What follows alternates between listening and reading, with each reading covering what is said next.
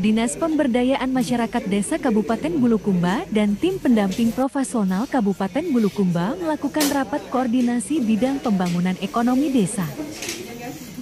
Rapat koordinasi ini dalam rangka persiapan gelar TTG tingkat kabupaten, rapat koordinasi tingkat nasional dan TPPP 3MD. Desa di beberapa pasal ini, kemudian sampai dengan bab evaluasi dan pembagian hasil usaha, kemudian penata usaha dan pertanggungjawaban, pembinaan dan pengawasan, kemudian ketentuan penutup. Nah, ada 10 bab 12 pasal karena ada ketidaksamaan semua perdes yang disusun oleh teman-teman Bundes ya, desa, sehingga di bagian hukum dan bagian keuangan itu juga agak kewalahan yang mana sebetulnya yang benar. Akhirnya kita sepakat untuk menyusun. Ada kegiatan yang dianggap itu berfungsi, kemudian setelah kita memikirkan bahwa ada hal-hal teknologi tepat guna, misalnya petenung, itu bisa saja kan selama ini manual, jadi itu bisa dipikirkan bahwa ada semacam alat atau apa. Terlalu paham itu Pak di Bototiron, tetapi yang menebuni hal ini memang Ibu Suarni. Sementara di perjalanan mungkin sebentar itu akan dipaparkan oleh Ibu Suarni. Ya, saja. TTG tadi itu Posyantek, kemudian di kerjasamanya. Ada surat bupati itu yang sudah kita fasilitasi lewat siapa yang ibu yang tadi. Kita fasilitasi terkait dengan kewajiban desa untuk membentuk Posyantek. Ya, mudah-mudahan pada saat kemudian Pak Kabit singgung ini follow up-nya surat ini bagaimana? Ya, ada surat tahun lalu itu.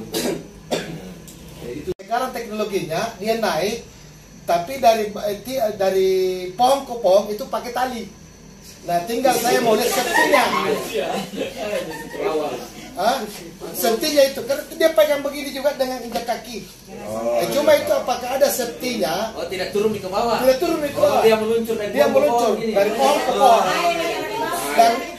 Dan testimoninya orang-orang yang melakukan itu, dia itu lebih mengurangi tenaga karena tidak capek turun. Kemudian resiko naik turun patah tangga itu kurang. Iya. Cuma ini kita mau butuh safety-nya dari pohon ke pohon itu bagaimana cara mengikatnya. Ini tinggal kita mau memperkuat. Maksudnya ada uang BUMDes di kepala desa. Di kepala desa ini yang kita juga tidak tahu anunya. Tapi saya mau bahwa ini pulihkan keuangan negara. Jadi supaya ada kembali dan itu masukkan ke rekening untuk kita tahu lah. Ya, silahkan kita bersurat untuk lakukan pemeriksaan khusus. Khususnya ini. Tapi ini kan kami sampaikan juga pada teman-teman dulu supaya kita sejalan, itu. Jadi itu yang kami lakukan nanti. Jadi ada nanti kami melakukan pernyataan desa dengan bundesnya. Karena itu ada uang itu. Oh, itu. Kalau kasih 50 juta kan minimal kasih lihat pernyataan minimal 50 juta ada. Selain itu ada juga penyerta modal.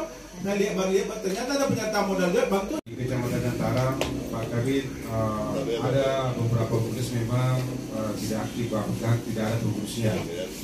Jadi ini menjadi catatan juga Pak Kabit terkait dengan desa yang tidak aktif bundesnya, karena di Kecamatan Gantarang itu ada 8 desa memang tidak ada pengurusnya.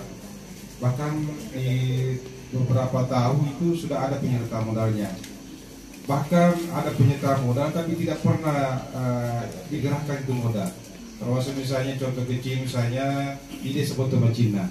Sejak 2016 saya masuk 100 juta penyerta modal sampai sekarang itu saja 100 juta. Bahkan saya pernah cari-cari koordinasi dengan Baku itu juga di sana. Jadi ini juga mungkin.